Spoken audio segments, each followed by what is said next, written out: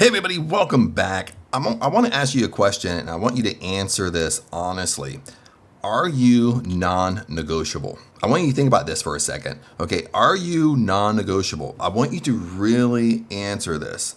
Are you non-negotiable? When we talk about the areas of success, the areas of manifesting, if you want to know why things are not really working out for you, you're having trouble, no matter how many manifesting techniques that you do, you're having trouble manifesting your best life.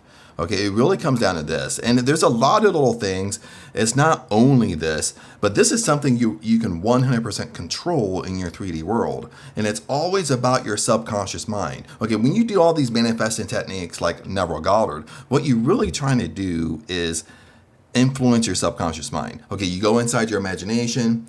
Okay, you lay down, you drift off to sleep, and that influences your subconscious mind.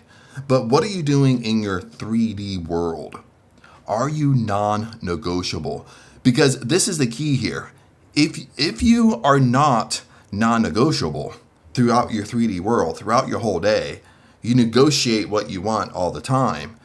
What you're doing is you're programming your subconscious mind. This is what you're really doing. You're really training your subconscious mind, and it tells your subconscious mind that I don't get what I want.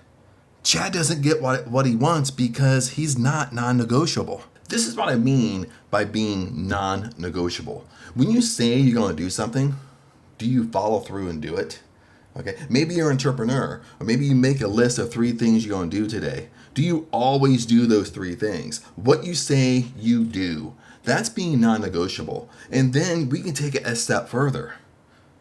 When you go out to eat, I'm giving you simple examples. When you go out to eat, let's say you order a steak and you order it medium rare, and they bring it to your table, and it's obviously well done. I mean, it's super well done. Do you have them take it back and remake what you really want, what you really ordered? Or are you negotiable, meaning that, it's okay. You go with the flow, or you go with the flow a little bit too much. That's what it really means by being either you're negotiating what you want in life, or you're non-negotiable. You know exactly what you want, and you don't change your mind. You don't let someone talk you out of it. Imagine it this way for a second here. I mean, let's say you want your dream car, and your dream car is a 2004 Porsche 911 twin turbo. It's blood orange, has like black stripes going through it, has a sunroof going all the way through, or maybe you have a convertible. But imagine you go to buy your Porsche, and the car dealer was like, "Oh, Chad, you don't really want the Porsche. You want this Honda Civic over here." That's being negotiable. You're letting somebody else negotiate for you. You let somebody else make decisions for you in your own life. And then I buy that Honda Civic, and the whole time I'm driving home, driving the Honda Civic, in my mind, I'm sitting over there all pissed off. I'm sitting over like, oh, no, I really wanted my Porsche. But I'm driving this Honda Civic. Now I'm stuck in this 5-year lease. I mean, would you imagine doing that? And maybe you might sit here and say, well, Chad, I would not do that. Okay, if I'm going to go buy my Porsche, I'm going to buy my Porsche. But we're really doing that all the way through our life. Okay, on little things. This is what I'm saying. Are you non-negotiable? That's why I'm saying it over and over and over, because this speaks loud to me. Okay, this is something that I have to work on every single day. And the reason why I have to work on it is because, especially if you're an empath.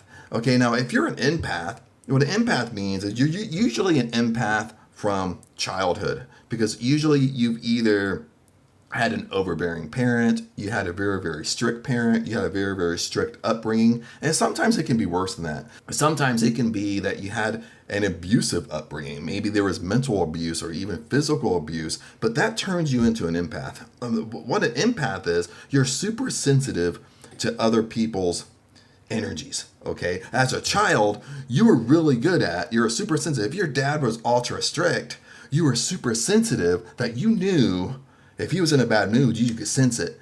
And you're doing it for your safety because you knew, well, now it's not the best time to be around dad. Okay, so you basically honed in on this skill where you can pick up other people's energy. You're super sensitive to other people's energy. Your superpower is intuition. You have a really, really strong intuition because you're always releasing your energy. You're always feeling other people's energy because it makes you feel safe. But the big thing what we do as an empath is lots of time as we become an adult, we're so good at it, we don't even know we're doing it. Okay?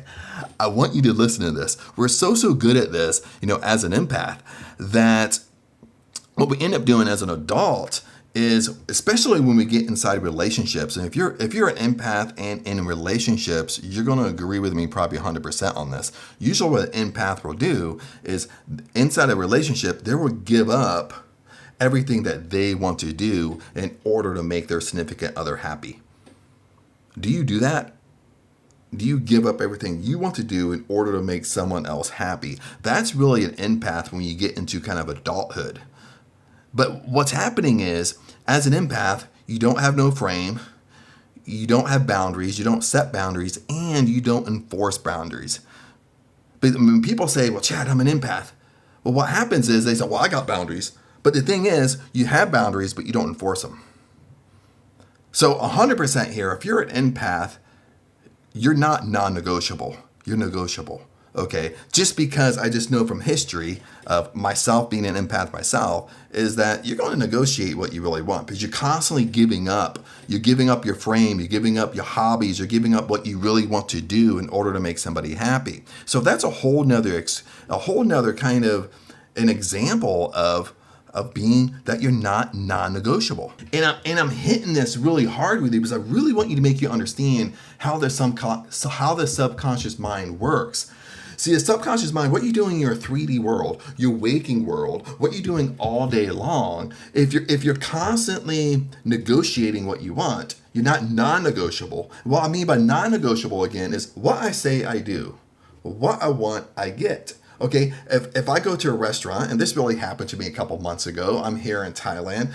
My girlfriend and I, we went out to eat, and there's this awesome pizza place. So I order this pizza, and I order the pizza, I order extra toppings on it. Of course, they charge me for extra toppings. And in Thailand, they bring you the bill first before they bring you all the food. Even if you eat inside, most of the time they're bringing you the bill. So in this pizza place, they bring you the bill first, and it's sitting there, which I don't pay it until the end, just in case I want something else or I want an extra beverage or whatever. But when I order the pizza, they brought it to me, and when it sat it down right in front of me, it was obvious that they didn't put none of the extra toppings on this pizza, but they charged me for it. Okay, so at that point, okay, what did I do? I handled myself tactfully. I was kind, but I was non-negotiable. I had my girlfriend call over the waitress in Thai, and I said, well, this is what I ordered. I ordered these extra toppings, and it's obvious it's not on here. So I want you to remake the pizza and bring me what I really ordered. At first, my girlfriend was a little bit shy doing this. So sometimes Thai, it's really about saving face. They don't like to complain so much or really confront. So she calls the waitress over, but the waitress says in Thai, she's like, oh, just eat it. Then she turned to me and she tried to use an excuse. She tried to say, oh, well, when they cut the pizza, when they sliced the pizza for you, the toppings fell off. And I'm kind of give her like a dumbfounded look. And I look at the pizza, I look at her, I look at the pizza, I look at her. And I'm like, no, that it's obvious the toppings are not on here. It didn't fall off while they were cutting the pizza. So I want you to remake it and then bring me the pizza. And she eventually did it. They eventually took my old pizza, they sat down, they made me a new one, and they brought me exactly what I wanted. Okay? But in that moment, for one, I was really proud of myself because I was being non-negotiable again. What I asked for, I wanted to make sure that I got.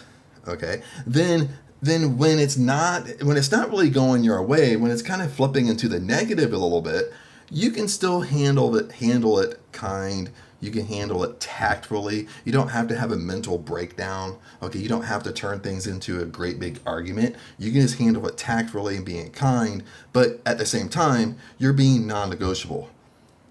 Does that make sense? Even with all you guys out there, you love Neville Goddard. Okay, now if you go to my playlist like right now, I'll post it here. My playlist, I have probably the largest Neville Goddard playlist on YouTube. And it's actually Neville Goddard. There's no AI. It's not his AI voice, what is kind of popular nowadays on YouTube. These are his live recordings, and this is his actual voice. But if you listen to a lot of his examples, understand this. One, Neville Goddard was really non-negotiable. Okay, if he went to the restaurant, he uses this example. One time he went to the restaurant, and I forget what he ordered when I'm doing this video here, so forgive me on this. I might have it wrong, but the whole example isn't wrong. It's just I don't know what he actually ordered. So I think he ordered a steak, and they brought it to him. He wanted this certain steak sauce, and they didn't bring it to him. And he called the waiter over. The waiter gave him a little bit of attitude or made a face. And Neville Goddard was non-negotiable. Okay. I'm not saying Neville Goddard wasn't a nice guy, but he understood how the subconscious mind works. Okay, to way more than we understand it.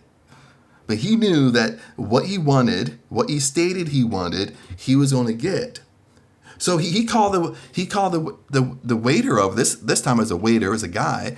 So he said, am I eating here at a charity? Am I here at a charity? Is this food for free? So the waiter was like, oh, of course not. You're paying for it. And he's like, yeah, I'm paying for it. But since I'm paying for it, I want it exactly how I ordered. If I ordered a steak and I ordered it medium rare, well, I don't want the steak well done. So I want it remade. Okay, if I want the steak with this sauce or this truffle sauce, okay, please go get me the truffle sauce because I'm paying for it. I want what I want. That's being non-negotiable because Neville Goddard knew that he trained his mind in his 3D world that he was non-negotiable. When he made a commitment, he followed through with it. If he wrote down 3 things to do that day, he did them. Okay, when he went out and did simple things, when he went to a restaurant, when he ordered a food, he made sure it came exactly how he wanted it. And if it didn't, he handled himself tactfully, respectfully, and kind, but he made him change it in order to get what he exactly wanted. Because he knew this, the subconscious mind is only give you what you give it. So when you're constantly negotiating, you're constantly not non-negotiable. You're constantly, when you say, well, Chad, I'm going with the flow, okay? Your subconscious mind just takes it as fact. It takes it as true. And this is why when you say, oh, I want my dream car, I want my dream house, I want to be a multi-millionaire, but you're not non-negotiable, you negotiate everything, your subconscious mind knows it. Your subconscious mind knows that you never do what you say. So, of course, when you want your dream car, your subconscious mind doesn't make it happen because in your 3D world, you don't do what you say. You don't stand behind what you say. Okay, if you say something simple as the bed's right behind me here, my little nook station's in the bedroom here in my condo in Thailand. If I sit there and say, hey, I'm gonna get up at 5 a.m., do I get up at 5 a.m. or do I sleep until 8 a.m.? Do I stand behind what I say? This is the first step not the first step to manifesting, but this is what really seriously holds you back that you can really work on. And before we go here, I want to give you another little tip.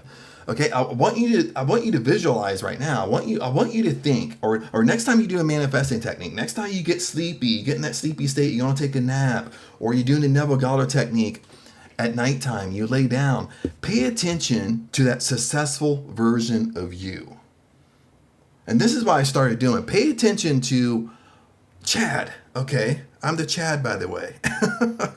Okay, what would the successful version of me, the successful version of Chad, what would he do? Okay.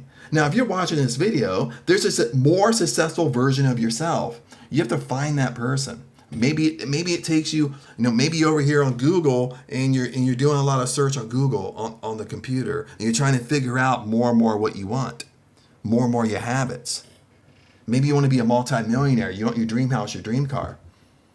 But when you go inside your imagination, if you love Neville Goddard, go inside your imagination, but pay attention to, be aware of the version of you inside your imagination. Be aware of the version of you that has that dream house, that has that dream car, that has that salary that you want. Because you'll find, what would that version of you do in these little mini situations? What would that successful version of you do when you go to a restaurant, you order food, but they bring you something totally opposite?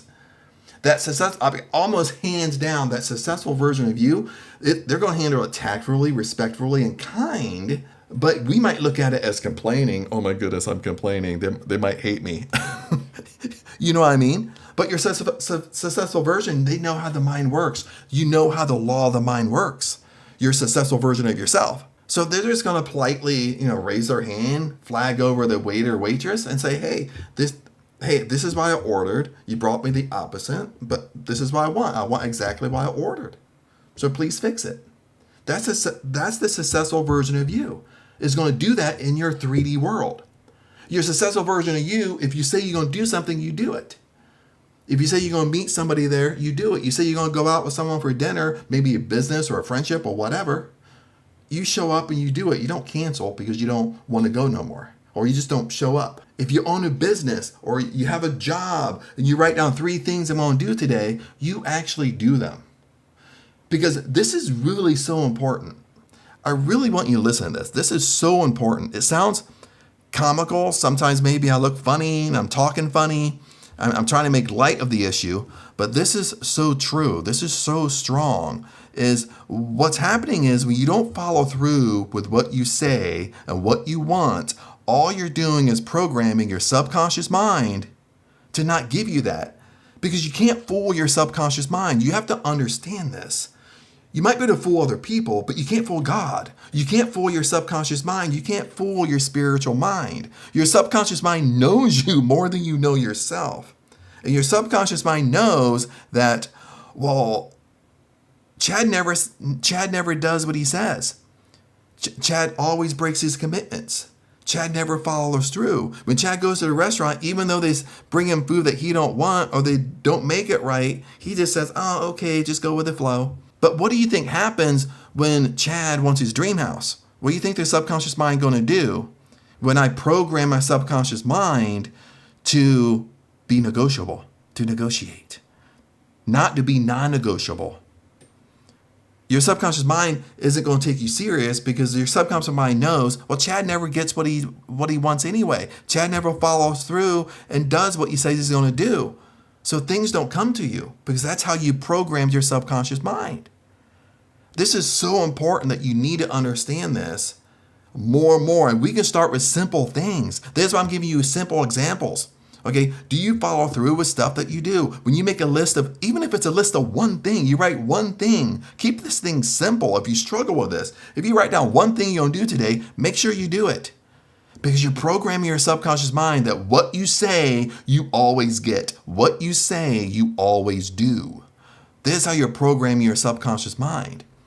So you start with your 3D world. You start writing down one thing. You go to 3 things. If you own a business, there's 3 things I'm going to do today and get done. And I do them. Even if it's 5 a.m., 6 a.m., whatever what time you want to wake up, you wake up at that time because you're programming your subconscious mind again. Listen to this so closely. I feel like getting so close to my Rode Pod mic right now. So make sure you understand is do what you say you're going to do. Because once you do what you say you're going to do, you're programming your subconscious mind to give you exactly what you want because you always do what you say you're going to do. Then when you go out to eat, if your meal, they don't give you exactly what you want, you politely do it. You don't have to have a fit and mental breakdown. You don't have to pout about it for a week. You don't have to discuss it with your friends 3 months down the road. This always happens to you. No, you fix the problem right then and there because you're non-negotiable. I did this just, when I was home about 4 months ago. Mom and I would always go to McDonald's and order the caramel frap. That was kind of our vice when I go visit Mom. We're always, at least like a few times a week, we both go get caramel fraps. And every once in a while, when they deliver the caramel fraps, they're being the large cups, but they'll almost give us a medium and a large cup. And it's like, even though I paid for a large, they gave me pretty much, they didn't fill up the large cup all the way. It kind of looked ridiculous a little bit. It kind of looks like they put a medium in a large cup. So when they do that to me, well, I'm like, oh, I'm sorry, but why are they like this? Why are they like a medium? Oh, well, we were having trouble with the machine. And I was like, well, that's not how they're supposed to come. I mean, this looks silly. Can you remake them for me? And at first they huff and puff. Ugh, ugh. Sometimes they say, well, sorry, that's just what you got to put up with today. And I'm like, well, no, I paid for them. I ordered a large. I didn't order a medium. So please remake them for me. Or at least please fill them up. Guess what? They do it for me. Even though they don't want to do it. You know what I mean? But guess what? When I'm driving home, out of sight, out of mind, I got what I wanted. I'm not driving home like, oh my God, I didn't get what I wanted. Oh my God. And I whine and complain all day long. I tell the story to 10 of my friends. Then a week later, I'm still talking about it and telling the story. No, I handled it right then and there. I got what I wanted. And what this does is now when we talk about manifesting, now when we talk about success, now when we talk about your dream car, your dream house, your dream job, your dream salary, you being a multimillionaire or whatever, how much money you want. Now all of a sudden, when I say, oh, I want my dream house or I want to live in this area, now all of a sudden my subconscious mind takes me very, very seriously because what I say I always do, what I say I always get. Now in my subconscious mind, this is when you experience a lot of things manifesting in your life very, very quickly because I've trained my subconscious mind to what I say I always do. If I say I'm going to do 3 things today, I do them. If I say, hey, tomorrow I'm going to take out the trash, I do it. This is simple stuff, but you start with simple things and you work up to more harder things. Then when you go out to eat, if your meal's wrong, you have them fix it, but that's not what you really ordered. Do simple things because these simple things are building up your confidence and you're reprogramming your subconscious mind. To say, hey, when I say something, I do it. And your subconscious mind knows, well, when Chad says something, when Chad says he's going to do something, he always does it. Now, all of a sudden, when Chad says, I want my dream car, I want my Porsche, I want my blood orange 911 twin turbo Porsche, then all of a sudden, that 911 twin turbo Porsche comes to me very, very quickly because the subconscious mind makes it happen because I'm non-negotiable. That's how powerful this is. And this is the same thing that holds us back. That's why I brought up the empath example. I'm an empath. So if you're an empath, you're going to struggle with this because you're always giving up your energy. You're always giving up what you really want to do to satisfy your friends, satisfy acquaintances, satisfy people at work, satisfy your significant other. You'll give up your hobbies. You'll give up your dreams that you want to accomplish in your life to basically fit into the role how somebody else wants to see you. And when you're constantly doing this is exactly why you're struggling with manifesting. You're struggling with these manifesting techniques. That's why things aren't working. It's not the technique that doesn't work. The techniques work. It's you have to figure out why things aren't working. And this is one habit you got to get, even myself. Okay, that's why I'm so passionate about it. You got to get good. You got to become self-aware. Am I non-negotiable? Do I follow through with everything I say? Okay, this is one of the major steps here. But other than that, my friends, I just want to wrap this up. Keep this video rather short, a little teeny tiny short. But anyway, blessings to you. Comment below. Let me know what's going on for you guys. And I don't know if this is going to be before holidays, after the holidays, but it's after the holidays. Happy New Year, happy 2025. Comment below again. I want to know what you're doing. Blessings to you, and I'll see you in the next video.